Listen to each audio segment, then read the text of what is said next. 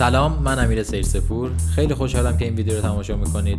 امروز میخوام در مورد مبحث ریتاچ کردن صحبت کنم که اصلا ریتاچ چی هست. برای ریتاچ یه عکس ما نمیایم اون عکس رو بکوبیم و از نو بسازیم. ما فقط نواقصی که اون عکس داره رو اصلاح میکنیم. حالا این میتونه توی یه عکس بیوتی و پورتره باشه یا توی یه عکس تبلیغاتی. توی دنیای امروزی جزئیات خیلی مهمه.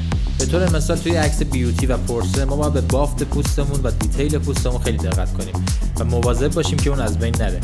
یه عکس بیوتی خوب باید بافت خوبی هم داشته باشه. ما این کارو با برنامه فتوشاپ انجام میدیم. خیلی هم میپرسن که ما با گوشی هم میتونیم ریتاچ کنیم. بله، برنامه‌هایی هست که به صورت اتومات این کارو انجام بده.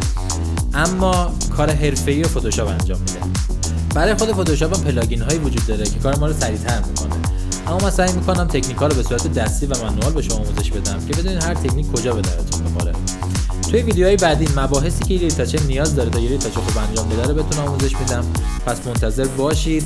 کانال یوتیوب منو سابسکرایب کنید و این پست رو با دوستاتون به اشتراک بذارید. به امید دیدار.